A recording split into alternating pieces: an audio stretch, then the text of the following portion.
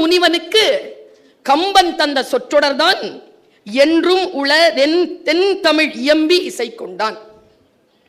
என்றும் உள தென் தமிழ். நீங்க வடநாட்டில் வெளிநாட்டில் எங்க வேணாலும் பேசிக்கோங்க, ஆனால் அதனுடைய பூர்வீகமாக இருக்கக்கூடிய இந்த தென்னாடு இங்கிருந்து புறப்பட்டு போன தமிழ் என்று கம்பர் அகத்தியருக்கு முகவரி எழுதினார். நான் இப்படி சொல்றேன், அது எப்படி தெரியுமா கம்பருக்கு வந்தது?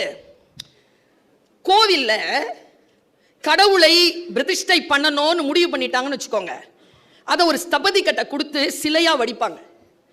வடித்து முடிக்கின்ற வரைக்கும் அது சிலைதான்.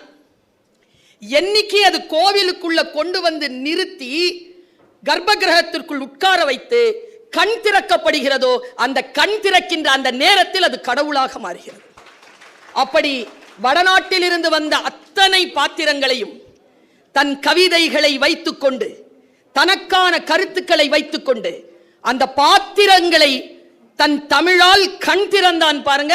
அந்த இடத்தில் தான் என்றுமுள தமிழ் என்கின்ற சொல்லை, தமிழ் என்கின்ற சொல்லுக்கு பதிலாக கம்பன் தன் பெயரை அங்கே கொண்டு போய் நிறுத்தி என்றுமுள கம்பன் என்று புகழ் கொண்டார்.